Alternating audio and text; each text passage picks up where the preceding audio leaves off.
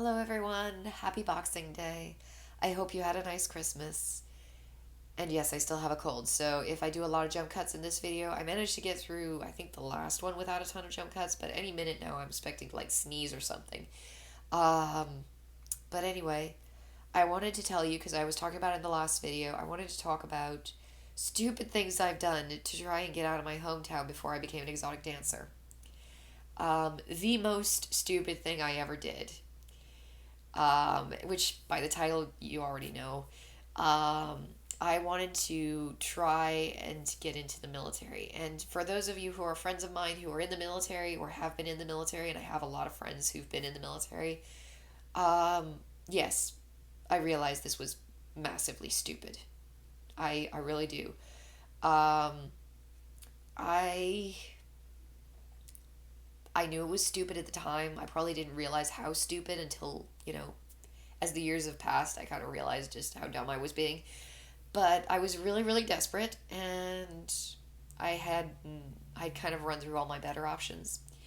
I tried to join the military because it was one of the only ways that I knew that people had ever successfully left my hometown. It was either college or the military, and occasionally I would meet people who would try to leave through some other avenue, like who had relatives abroad, they would try to leave that way. Sometimes they would leave with like a boyfriend or girlfriend. Sometimes, like, people tried to leave all the time. They just failed a lot, which is why the town's population is pretty much the same as it's been since the settlers first moved in. Which isn't a bad thing. Like, they're good people. It's just really rural, and sometimes people want to leave.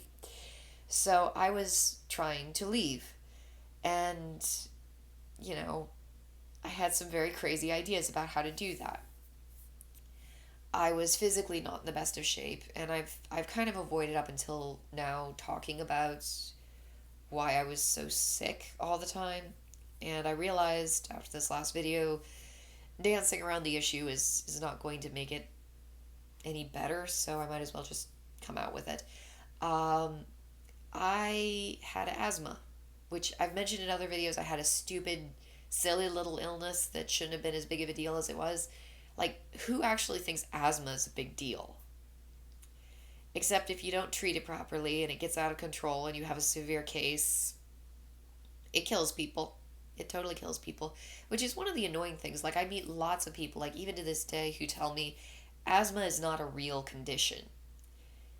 Asthma still kills like about 10 people a year. So if it's not a real condition, how are those people dying?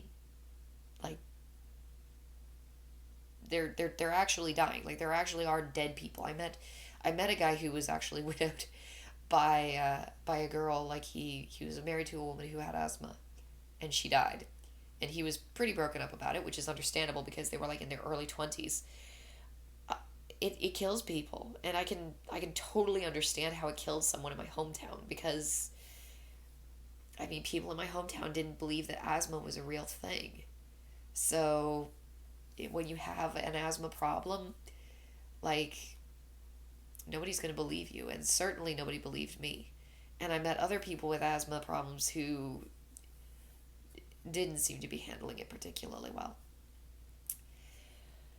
But if you have asthma, you can't join the military. And a lot of people I've met in the military say that asthma doesn't exist or it's not real, which I think is kind of funny because, well, because of a lot of reasons.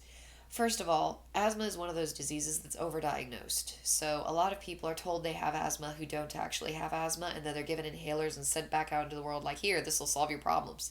And eventually they realize the inhaler doesn't do jack shit, and so they're like, okay, I don't really have asthma, do I? I don't think this asthma thing is real. If you want something to compare that to, take ADD.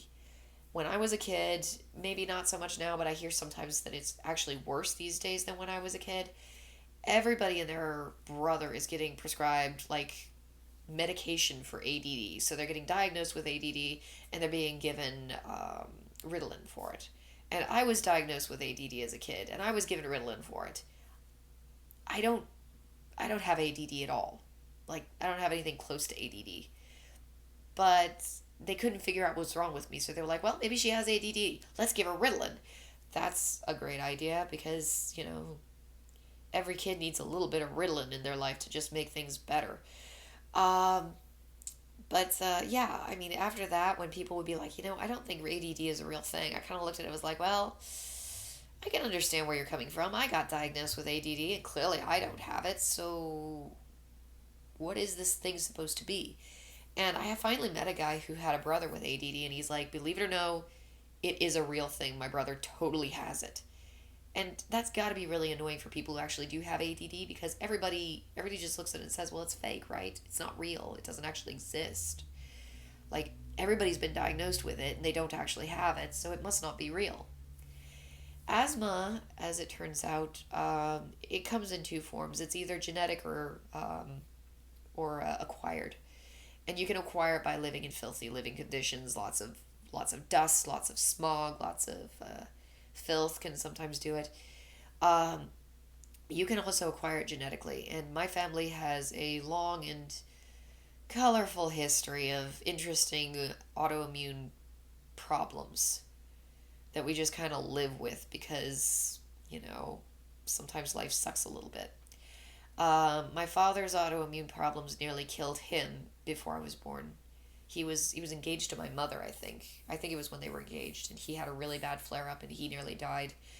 And he told the story when we were kids, like older kids, like yeah, the people on the ambulance said that if I hadn't been so calm, I would have died, and I remembered that story, and it served me very well because when I had my near death experience, being calm is what kept me alive. And so there's something to it. Like you got to be calm through these things.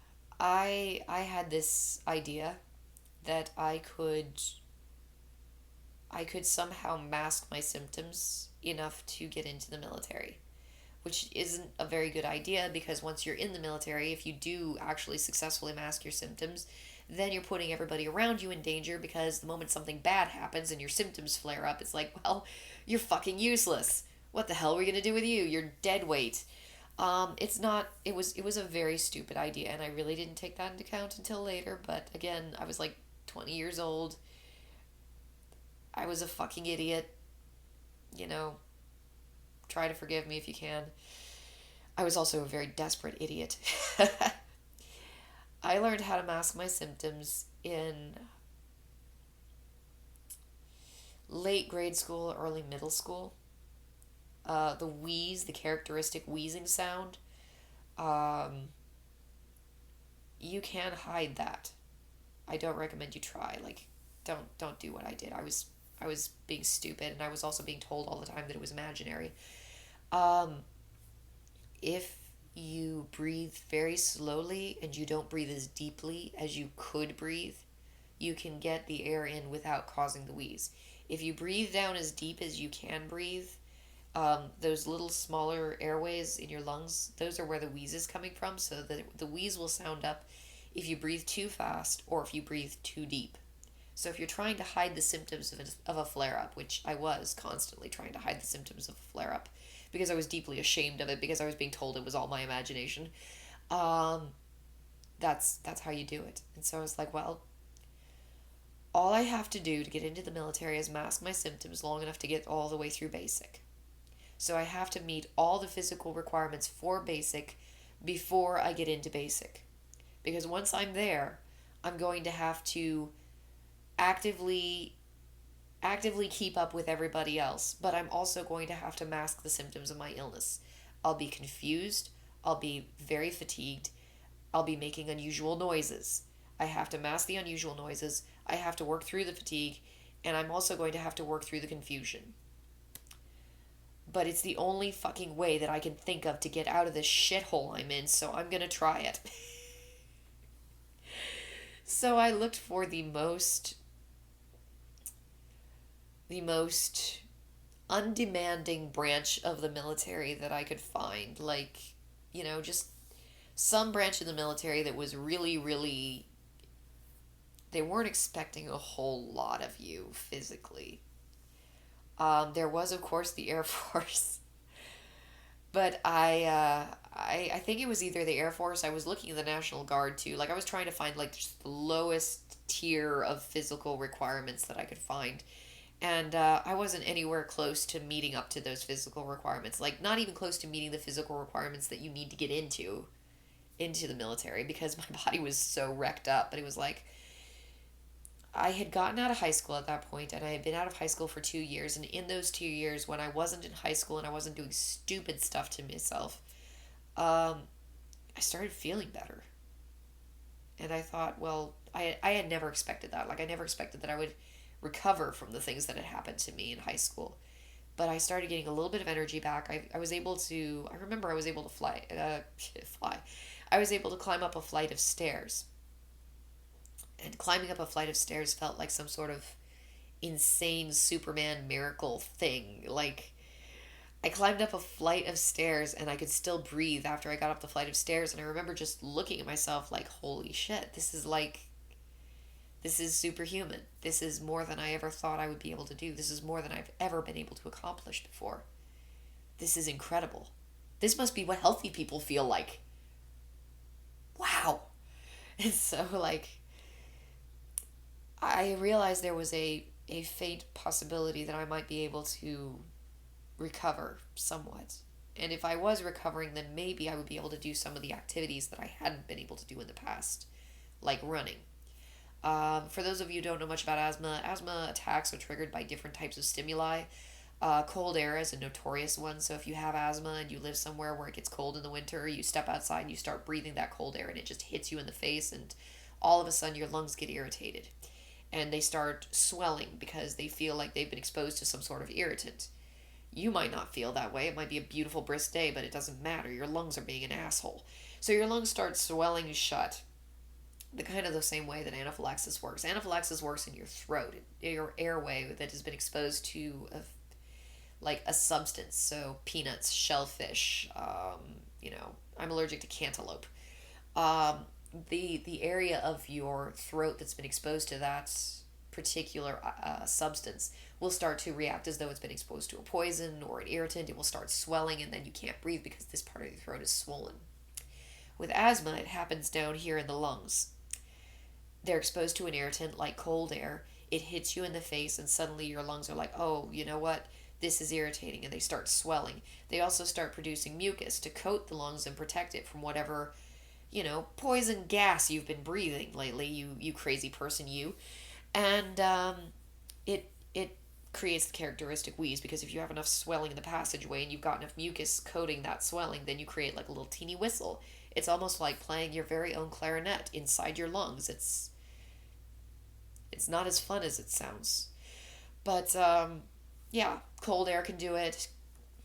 Exercise definitely did it for me, especially running. I think it was the dry air in my face that was really the problem.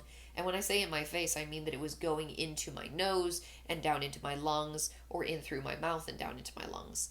Every time I breathed dry, fast air that was blowing in my face as I was running, and also physically exerting myself and therefore breathing somewhat faster than normal or a little harder than normal, yeah, I got useless real quick. And then I got dizzy, and then I got confused, and then I was disoriented, and then I was. Yeah, it was not a fun time. And then the fatigue would set in, and people would tell me I was just being lazy, and it was like, I can't see very well, and I can't feel very well, and everything's really confusing. And I remember one time I had a really bad attack, and I remember walking through the school, and I could. Maybe that was the time I got hospitalized. I mentioned one time I got hospitalized, and maybe that was the day. I can't remember. There have been a few really not so good days, but I remember walking through the school, and the room was just kind of swimming around me, like kind of floating in water, like everything was sort of blurry and I remember smelling air, and like air became this weird obsession of mine, like because I was suffocating, so that's kind of obvious. But um air was just fascinating, and there was good air and there was bad air, and I felt like I was breathing the bad air, and it was so hard to breathe. It felt like I was breathing milk or some other really thick liquid instead of breathing air. And I kept like gravitating towards the doors because the doors had fresh air outside of them. And I knew I'd get in trouble if I just walked out of the school, but it was like if I just go through that door, I can breathe that air out there. And it was so good. And so I ended up going to my next class after gym, which is when I had all my attacks, and pressing my face against the window because the windows were open. So I'm pressing my face against the screened window. Like, I climbed on top of a bookshelf in this school, and I'm pressing my face against the window trying to breathe because I just wanted that good clean air so that I could breathe, the good air that was outside. And I remember the teacher just scolded me for, climbing on a bookshelf and then made me get down, and it didn't matter because I wasn't getting enough air anyway. And I just that was my life. Like my life was trippy sometimes, but not very fun. Like I remember that. Like I was so desperate to get oxygen that I wasn't thinking clearly and I wasn't thinking rationally and I was acting like a maniac because I just wanted to I just wanted to get the good air. Um Oxygen deprivation is not a fun experience. But yeah, I wanted to get into the military to get out of my hometown so that I could build myself a new life or a better life. And in order to do that, I was going to have to run because, believe it or no, military guys are expected to run. I know you never would have guessed that one. So I had to hide my symptoms long enough to run before I joined the military the maximum amount that I would be expected to join or to run in basic because I wasn't going to be able to work myself up. Once I got into basic, I knew that I was going to start getting weaker and sicker and weaker and sicker as time went on. But if I could just mask my symptoms well enough, I might be able to make it through. And in order to do that, I would have to be strong as they needed to be me at the end of basic training, right at the beginning. Otherwise, it wasn't gonna work. If this sounds like an insane plot to you, yes, it was a stupid, stupid plan. I just didn't have anything better to do. Like I was already working my way up through the emergency medical care system. Like you get your EMT basic and then you work your way up to your EMT intermediate and then you work your way up to paramedic, which is great, but they only license you by the state. So once you get up to paramedic, as nice as that is inside the state, you can't actually leave the state. So then I was thinking I could hop sideways into nursing and possibly get a nursing license, from which point I could leave the state and I would have a good enough resume with enough emergency medical experience that I could get a job in an ER somewhere outside of my shitty little hometown. And that plan probably sounds like a really good plan and a really smart plan until you consider the fact that it was going to take me maybe about 8 years to accomplish that plan. 8 years minimum. I wasn't getting out of there anytime soon. And I looked at it and it was like, well, if I wait for, 8 more years, by the time I get into a new place, like a new city somewhere, where I can start meeting people and making friends, my social skills are still going to be radically far behind. I'm not going to have the social skills to make it work, easily at least. And the dating pool will be very dried up because most people, they find someone in those 8 years instead of just constantly grinding away at a career that they don't even care about just so that they can get the hell out of their hometown so that they can maybe try and date somebody. Like it was 8 years of time that's I really didn't have to spend, but I didn't know a better option, so I was doing that. And then while I was doing that, it was like, well, let's find a shortcut. Let's join the military. Why not? If it kills us, then at least we won't have to worry about all the rest of our life anymore. If I die, then that's the end of my troubles right there. So I would try to run and try to teach my body how to run. It's like, well, I've recovered a bit, so I have a little bit of strength. Maybe I can build up the muscles and maybe the lungs will cooperate somehow, or maybe I have recovered from this illness, and some people say it goes away with adulthood, so maybe I've reached that point. Like maybe the only way to know is to try. And so I would go out and I would run. And I tried to find rural places where no one would find me while I was running because I was pretty sure I was going to have attacks along the way. And I didn't want to have to be wasting effort masking my symptoms and hiding my attacks from people who met me along the way. I didn't want people to see me when I was a mess. Like a bad asthma attack, you've got mucus just running out of your face. Your breathing is strange. Your face is maybe discolored and mottled. You're like mottled you know red and white, kind of just ugly. And maybe you're flushed. I don't know. Just you don't look right. You're breathing weird. You're not walking straight because you're kind of wobbly and you're not as well coordinated as you normally be. You're not thinking particularly clearly, so you're a little bit spacey. You're easily confused. You're easily distracted. I hated it so much. I didn't want people to see me like that. So it was like, okay, if I'm going to be doing this, I'm going to do it somewhere where no one's going to find me. And the first run I did was pretty good. It worked out pretty well. And the second run I did was not as good. I think I got about half as far as I did on the first run. And it was like, well, I probably just need more time to recover in between runs, so I'll take a break and then I'll be able to go and run tomorrow and we'll see how it goes.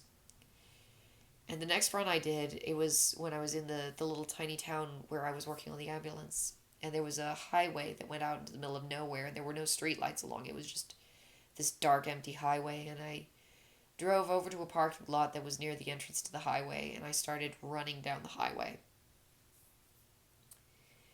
And I didn't get very far at all. And I had an attack. And I looked at it and was like, fuck this, I'm just going to go as far as I can. And I kept running. And I kept running, and I just got weaker and weaker and weaker. And I didn't get very far at all. And at some point, every once in a while cars would drive along the side of the highway. And at some point I remember just kind of kneeling over, like clutching my knees and looking at the broken glass on the side of the highway and wishing one of those cars would just hit me already. I felt absolutely awful. I was very sick, and I'd been very sick so many times. It was just like, oh, this again. And I wanted to die. I couldn't go any farther. I couldn't make myself go any farther, and I was doing worse and worse steadily, like half as well each time that I ran as I had the time before that. It was clearly not going to work. There was absolutely no way I was going to get into the military. There was absolutely no way I was going to be able to run. There was no way I was going to be able to build up enough strength to get through basic or even get into basic in the first place. And there was certainly no way I was going to be able to mask my symptoms. I was stuck, and I didn't know what to do, and I was out of plans, and I was out of ideas, and I didn't know any other way to get out. This was my life. And so I walked back very, very slowly and very painfully down the highway to get back to my car, which I had parked at the entrance to the highway at like some empty abandoned parking lot. And I was really not feeling well. It was not a good attack. I pushed myself way too hard, and the more you push in an attack, the more you expose yourself to that stimuli that caused the attack when you're having an attack, the worse it gets. Like all those teachers who were like, oh, just keep pushing and it'll get through it. That's not how it works. If you eat peanut butter and, you're allergic to peanut butter and your throat starts swelling, eating more peanut butter isn't going to make it any better. So I finally got back to my car, and I noticed there was a cop car in the gas station across from me, and I was like, oh, great. They're looking at me. I can tell they're looking at me. I can feel their eyes on me. Great. And so I got into my car. I got into the driver's side, and their lights went on. It was like, yep, here they come. Here they come. So I just opened the car door, and I leaned out, and I put my elbows on my knees, and I just kind of rested my head in my hands like, here they come. They're not going to fucking believe that I haven't had an alcoholic beverage in my entire life. And I don't fucking care enough to try and convince them. I don't fucking care about anything. I just want to fucking die, and I feel like fucking hell, and this is fucking awful. And I'm sitting there, and they get the little squad car, and they park it behind me, and they got the lights flashing. They come out, and I just kind of said, I'm not drunk. I'm just really sick. Which, that was totally going to convince them I was sober. And so they asked me for my driver's license, and it was like, here you go. I hate my life. I want to die. This is fucking wonderful. I'm going to get arrested for the first time in my life. This should be a party. I probably shouldn't have been driving. I really probably shouldn't have been driving at all. But my trailer, my shitty little trailer that I was living in, was literally just down the block. Like I could see it from the parking lot. Like it was a really, really small town. I just didn't want to start running from my trailer because that seemed like a bad idea. So anyway,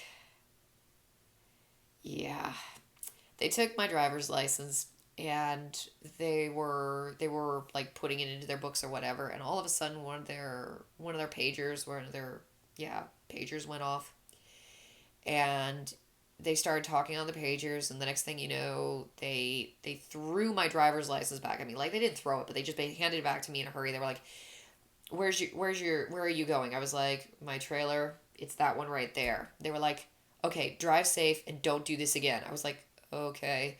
And they got into their squad car, they turned on the lights, they turned on the sirens, they took off down the road. The thing was, it was a small town in an area that there was some crime issues in that area.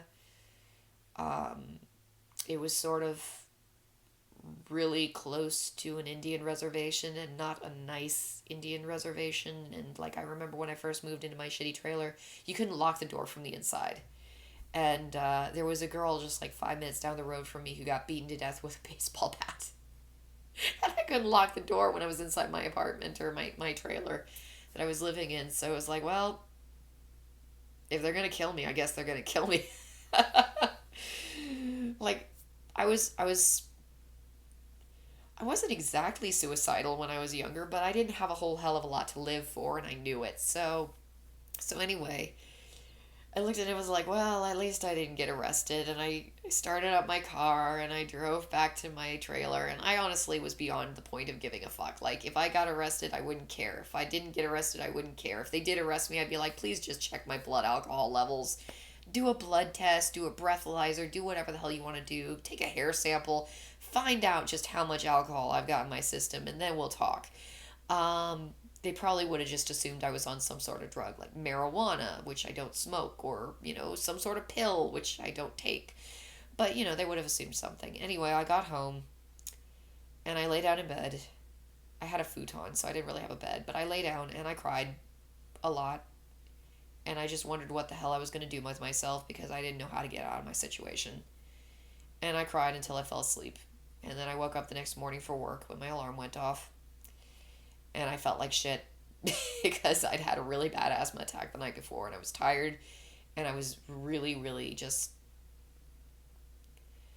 I didn't know what to do. Like, I didn't know what to do with myself. Like, I hated my life. I hated everything about my life and I didn't know how to fix it. And I had just gone through every idea I could think of, and I was constantly trying out new things. Like, something's got to work, something's got to work. Sooner or later, I have to get out of here. And that one, that was kind of the last idea I had.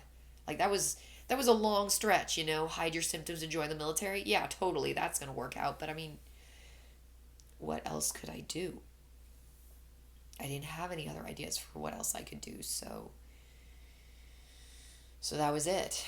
And so I walk into the ambulance bay, and you go in at the beginning of the day, and the moment your shift starts, you go in, you take an inventory of the ambulance and check off like all the things you need that are, that should be in the ambulance. And that way, if somebody's used the ambulance the night before and they haven't like properly charted the things that they used up but didn't replace, you have an idea of what you have in the ambulance. The last thing you ever want to do on an ambulance is get to a scene and need something like an EpiPen or, a tourniquet, and look in the little compartment that it's supposed to be in, and you're out, like fresh out of them.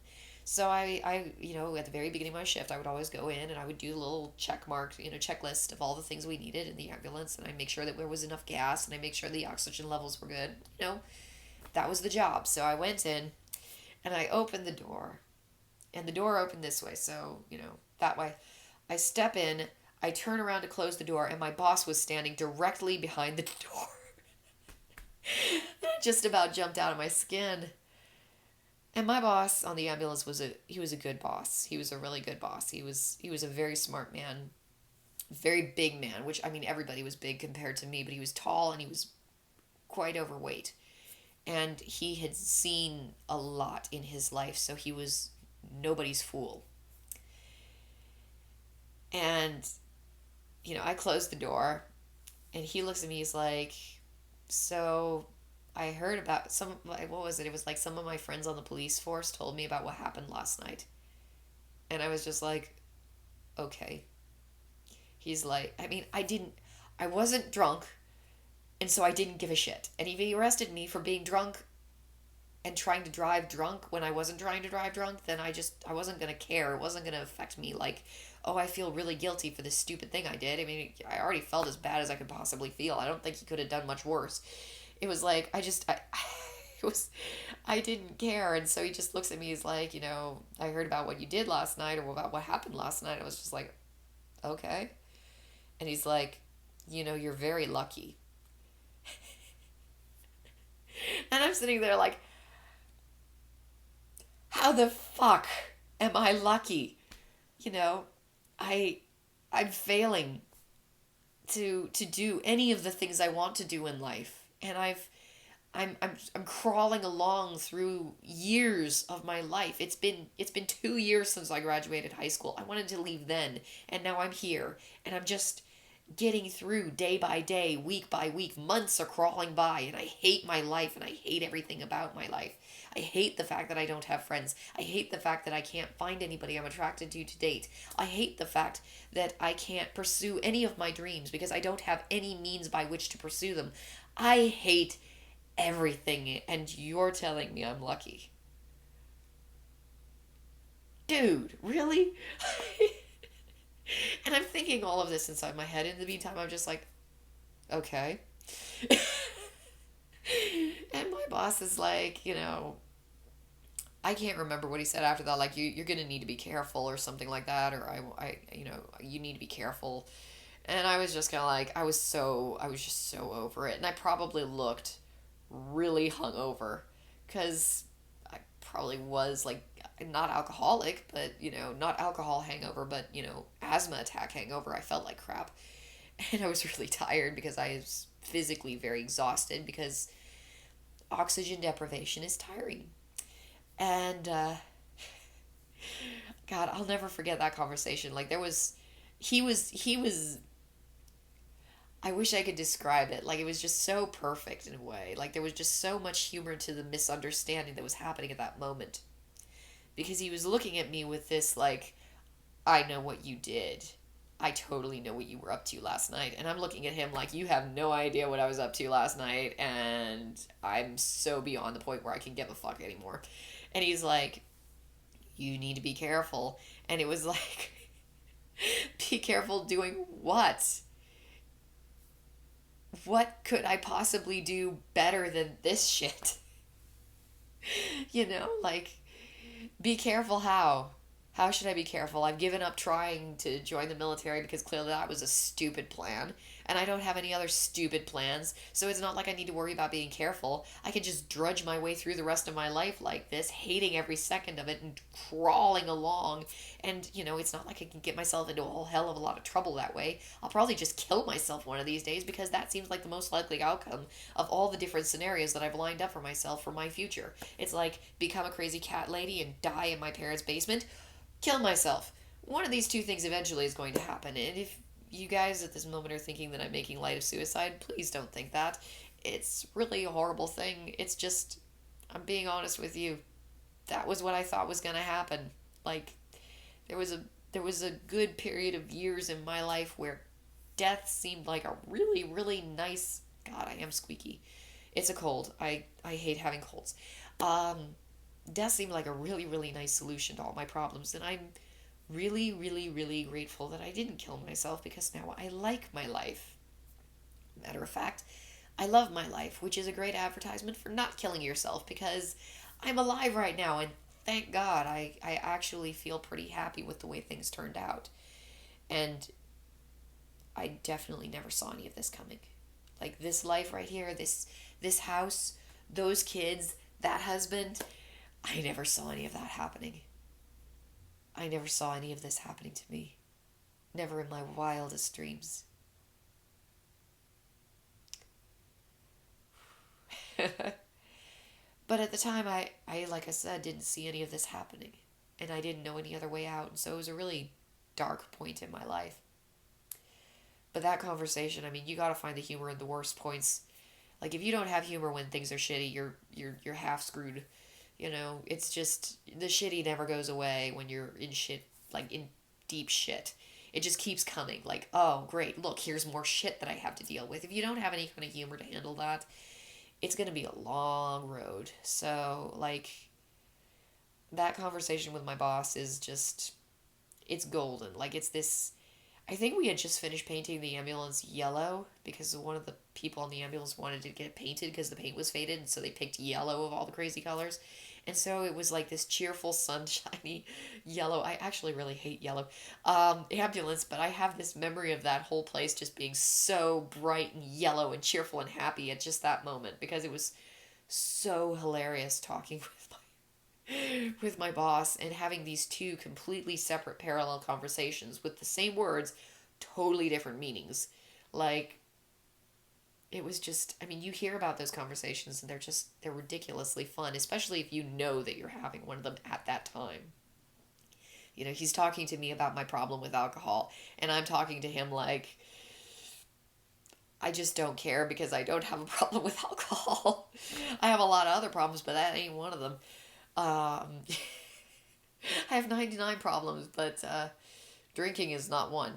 Um, yeah, it was. It's amazing how you can look back on those horrible moments in life and still smile and laugh about them. And it's because of stuff like that. Because sometimes life is just absolutely hilarious, even when it's horrible.